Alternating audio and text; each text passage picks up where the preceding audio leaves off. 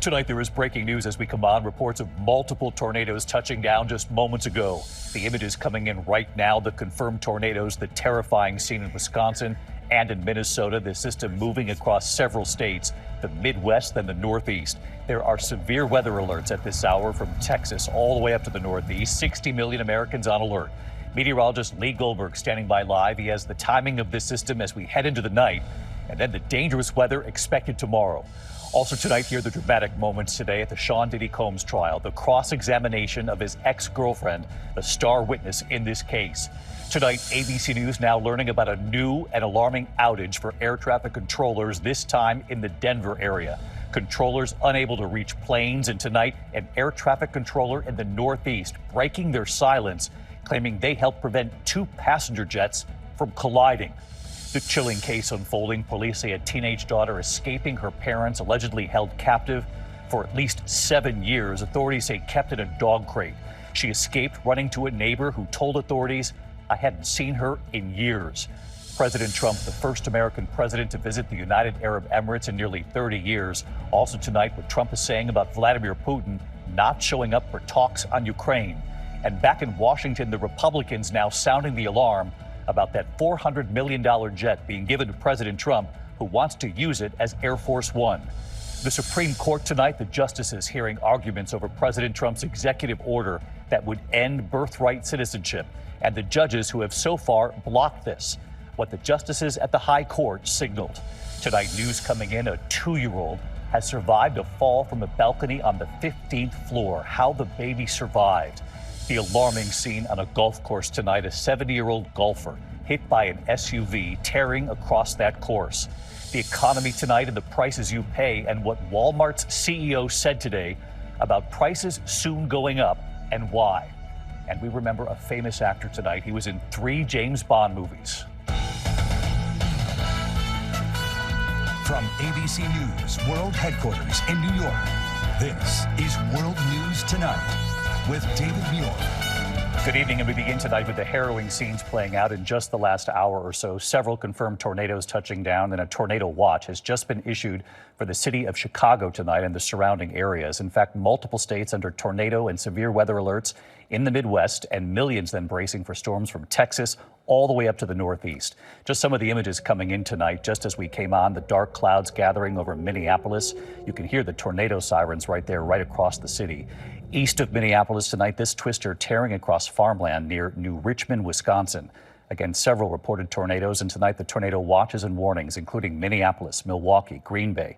The storm's moving east, Chicago with this new tornado watch, and then this system affects the south all the way up to the Northeast. What could be a very dangerous 24 hours ahead. Lee Goldberg standing by with the forecast, and ABC's Alex Perez in Chicago with this new tornado watch there, leading us off with the images coming in already.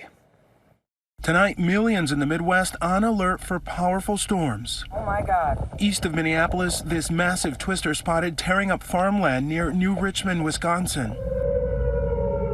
Tornado sirens sounding in Minneapolis this afternoon. Our affiliate KSTP warning viewers of the danger. This is the core metro now under a tornado warning, the most populous county that we have in Minnesota. Storm chasers from the station out on the roads tracking the storms. If there's going to be a tornado in this area, it'd be on the far left, kind of by where that building is. 60 million on alert, the same system spawning this landspout tornado near North Platte, Nebraska overnight. And it's all headed east. Parts of the East Coast still reeling from floods that had cars floating and flooded schools. And claimed the life of a 12-year-old boy.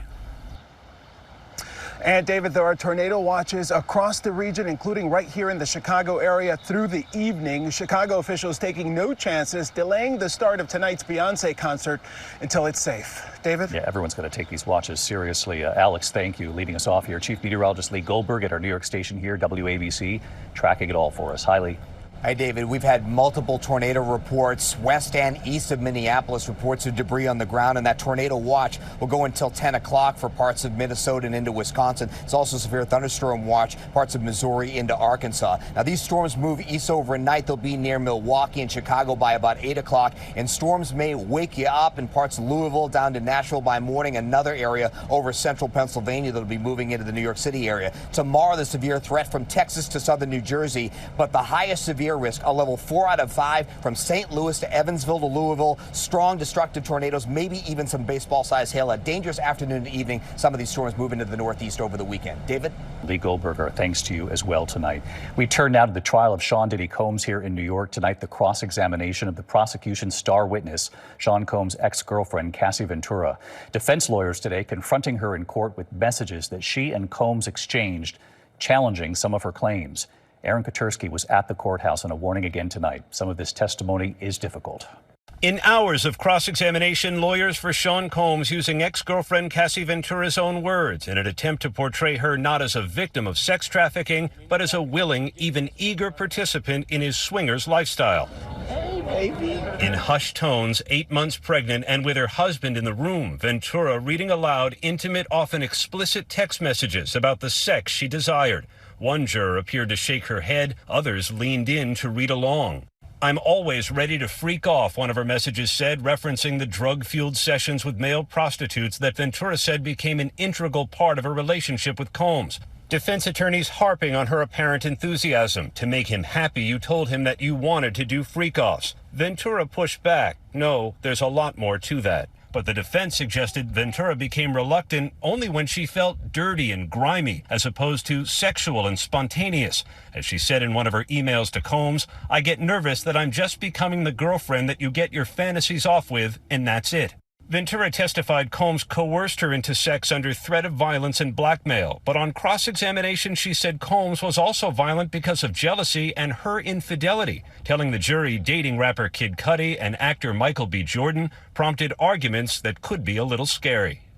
Ventura kept up her composure through hours on the witness stand, David, and those will continue tomorrow, though the judge wants to make sure she's finished by the end of Friday because she could give birth at any moment. David? Eric Katersky back at the courthouse again tonight.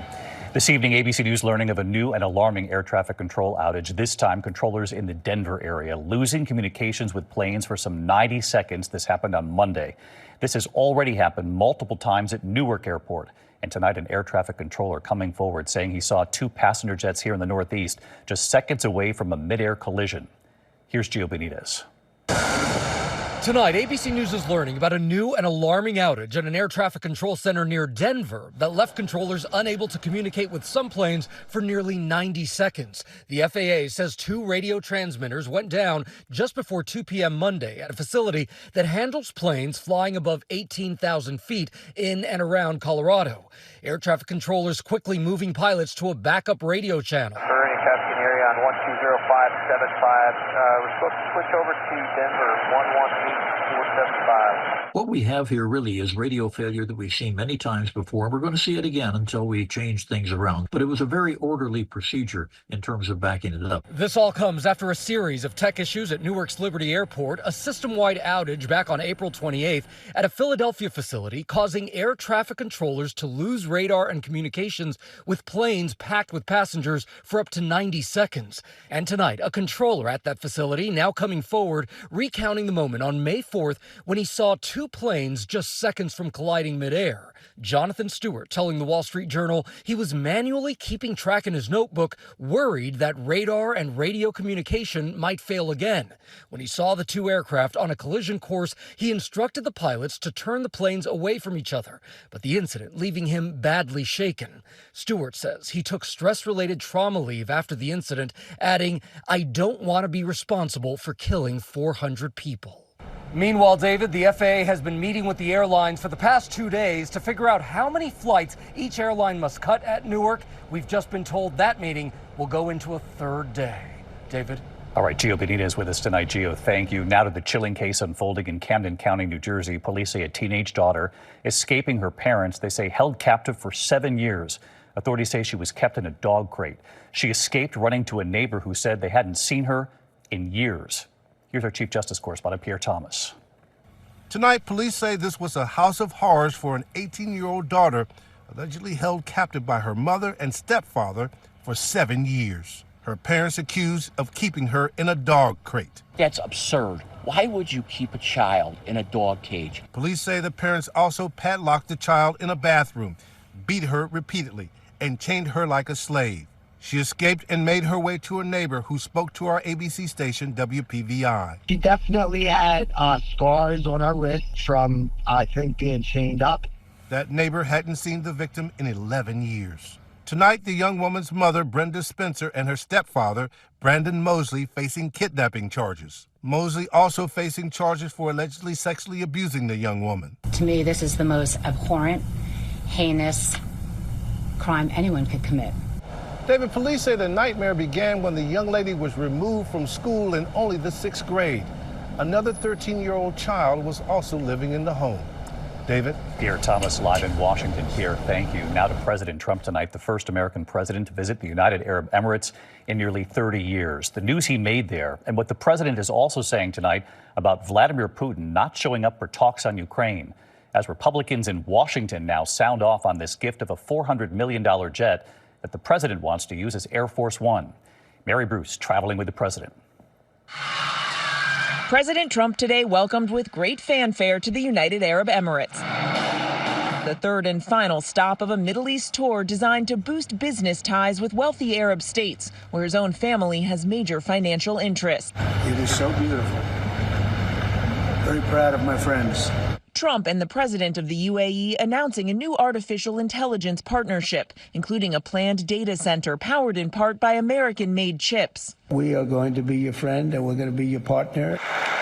Earlier, Trump visiting the largest U.S. military outpost in the Middle East, a key hub in Qatar strategically located to help counter Iran. The president saying his administration is now close to a nuclear deal with Iran. Iran has sort of agreed to the terms. Trump also touting efforts to end the war in Ukraine after urging Ukrainian President Zelensky and Russian President Putin to meet in Turkey tomorrow. Zelensky agreed, but Putin refused. Both countries instead sending representatives. Trump now throwing cold water on any potential progress. Nothing's going to happen until Putin and I get together, okay? Qatar, like all the countries Trump is visiting on this tour, has business ties with the Trump Organization, now run by the president's sons. Eric Trump last month inking plans for an exclusive Trump golf resort. Hanging over the president's trip to the Middle East, his eagerness to accept a $400 million luxury jet as a gift from the Qatari royal family. The plane would serve as Air Force One before its transfer to Trump's presidential library.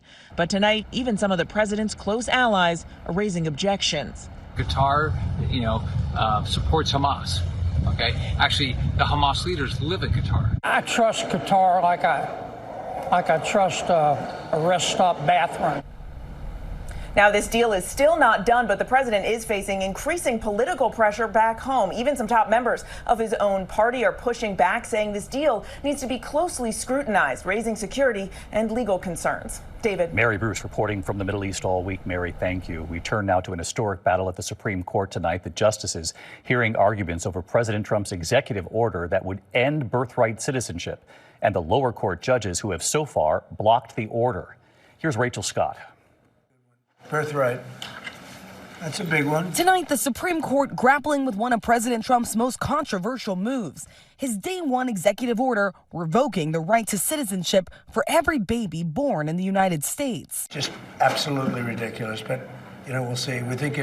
We have very good grounds. Federal judges in 3 states have ruled the ban on birthright citizenship violates the Constitution's 14th Amendment, issuing nationwide injunctions, blocking it from going into effect. The administration today arguing those nationwide injunctions are judicial overreach. We have the government racing from jurisdiction to jurisdiction, having to sort of clear the table in order to implement a new policy. Justice Samuel Alito sounding sympathetic. The practical problem is that there are 680 district court judges, and they are dedicated and they are scholarly, and I'm not impugning their motives in any way, but sometimes they're wrong. But Justice Elena Kagan says the ban on birthright citizenship is different because all the courts seem to agree the ban is unconstitutional. This case is very different from a lot of our nationwide injunction cases in which many of us have expressed frustration at the way district courts are doing their business. Under questioning from Justice Brett Kavanaugh, the lawyer for the Justice Department conceding the administration has not fully determined how the ban would work. On the day after it goes into effect, it's just a very practical question how this is going to work. What do hospitals do with a newborn? What do states do with a newborn? I don't think they do anything different. What the executive order says in Section 2 is that federal officials do not accept documents that have the wrong designation of citizenship from people who are subject to the executive order. How are they going to know that? The states can continue to, the federal officials will have to figure that out. How? And Justice Sonia Sotomayor noting the High Court has repeatedly reaffirmed the right to citizenship for every child born in this country. So as far as I see it, this order violates 4 Supreme Court precedents. The majority of the justices on the bench appear skeptical of the president's executive order ending birthright citizenship, but conflicted on that central question of whether federal judges could issue those nationwide injunctions to block it, David. All right, Rachel Scott tonight. Rachel, thanks as always. To the economy and the prices you pay. Tonight, Walmart warning customers that President Trump's moves on tariffs are forcing the company to raise some of its prices. The CEO saying even though the president raised and then reduced tariffs on China for now, the impact will be felt regardless. We will do our best to keep our prices as low as possible. But given the magnitude of the tariffs, even at the reduced levels announced this week, we aren't able to absorb all the pressure given the reality of narrow retail margins. We're positioned to manage the cost pressure from tariffs as well or better than anyone. But even at the reduced levels, the higher tariffs will result in higher prices. Prices at Walmart are expected to go up later this month. When we come back here tonight, the news coming in, we have learned a 2-year-old boy has survived a 15-story fall from a balcony. How the toddler survived this. And then look at this tonight, the alarming scene on a golf course. A 70-year-old golfer hit by an SUV tearing across the course. We have learned more about his condition here in just a moment. Tonight, a frightening scene in Silver Spring, Maryland. A toddler has survived a 15-story fall from an apartment building. First responders believe the 2-year-old boy fell from a balcony and survived by landing on the bushes below. Authorities are now investigating the fall. Again, the boy is expected to survive this. An alarming scene on the golf course in Chicago. Police say a 70-year-old golfer was struck by an SUV racing across the Billy Caldwell golf course. An employee in a silver sedan chasing the SUV, stopping the driver. The suspect arrested by police. The victim remains in intensive care tonight. When we come back, remembering a famous actor who was in many Bond movies. To the Index, we learned today that actor Joe Don Baker has died. In the original Walking Tall, he also appeared in 3 James Bond movies, the remake of Cape Fear along with Fletch and The Natural. His family tonight calling him a beacon of kindness and generosity. Joe Don Baker was 89. When we come back here tonight, the school year nearing an end, and the children tonight determined that we celebrate the quiet heroes too. ABC World News Tonight with David Muir, sponsored by Chewy.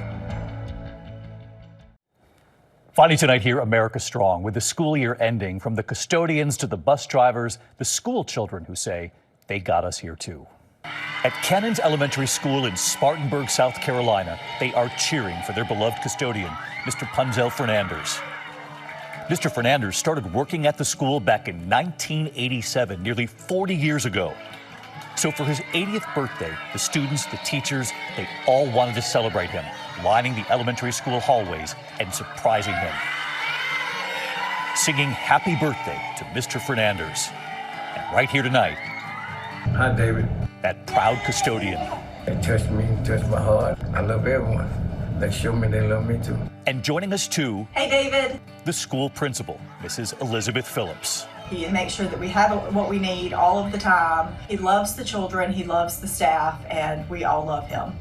And from celebrating that custodian to celebrating a bus driver in Bradford, Tennessee, north of Memphis. This video being shared, viewed by millions. 6-year-old Mally Courtney inviting her school bus driver to her kindergarten graduation party. She loves that bus driver, and Mally's Aunt Holly capturing the moment. Hey David, I know that she's just thrilled that she gets to be on the news, and I'm so thankful my video got to y'all and that y'all are sharing it. Thank y'all so much. Hey David! Tonight here, Mally and Mom Olivia. I'm glad everybody got a chance to see how impactful my daughter's bus driver is. It made my day. We played games and we hanged out, and it was just my favorite thing. And joining us too, and proud bus driver, Mr. Don Allen. I love what I do because we set an example for these kids every day. So I try to do the best that I can do. The children determined to celebrate everyone, and we celebrate you too. Good night. Thank you for making World News Tonight with David Muir America's most watched newscast.